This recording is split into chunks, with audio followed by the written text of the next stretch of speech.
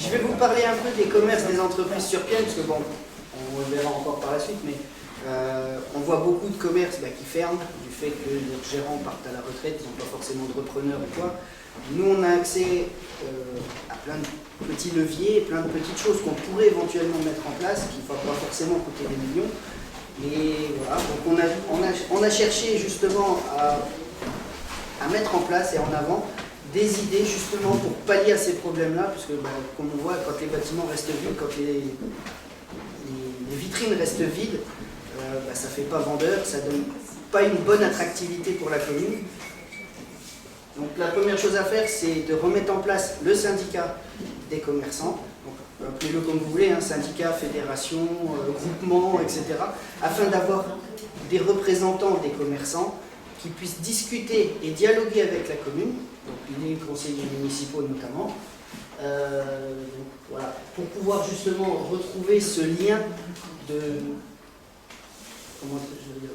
confiance entre eux et nous, justement. Donc ça viendra avec peut-être les suivre sur leurs besoins, peut-être les conseiller sur une façon d'évoluer, travailler, comme on disait tout à l'heure, si on fait une vente de brioche ou quoi que ce soit, travailler avec les boulangers locaux, travailler avec les magasins locaux, ce syndicat-là, ces représentants-là seraient des porte-parole entre guillemets envers la commune, justement pour chercher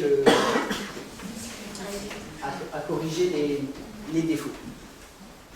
Donc après, ça permettra aussi d'ouvrir la démarche plus profonde au niveau du marché, parce qu'on peut le voir régulièrement, notamment en période hivernale, le marché il perd un peu de sa splendeur.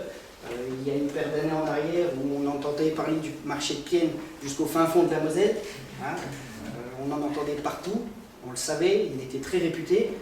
Actuellement, si on regarde bien, il n'y a plus grand-chose sur ce pauvre marché. Pourquoi? Comment y remédier? Donc ça permettrait aussi justement d'aller à la rencontre des commerçants du marché et des autres commerçants alentours pour justement éviter l'impact sur ces commerçants-là. Ça passerait par un entretien, rechercher de nouveaux exposants, mais ça viendrait, j'allais dire en aval, donc juste après. Avant tout, je pense, une réflexion sur les horaires, parce que le jeudi matin, il n'y a pas grand monde qui peut y aller, surtout ceux qui travaillent. Voir avec eux comment le modifier pour que justement ça aille dans le bon sens et qu'il retrouve sa splendeur. Et comme on peut le voir, techniquement, ça ne vaut pas grand-chose. Et enfin, pour les nouveaux commerçants qu'on pourrait démarcher, ça peut passer par une subvention à l'installation, une aide administrative, donc l'aide financière, ça pourrait être vraiment un des derniers recours, mais surtout une aide administrative, une aide morale, parce que quand on monte son propre business, quand on monte sa propre société, je peux en parler, je suis passé par là il y a une paire d'années, au départ vous êtes tout seul. Si vous n'avez pas des personnes qui connaissent ou quoi, il y a des choses qu'on ne connaît pas, notamment certaines subventions, certaines aides que vous pouvez avoir à la création.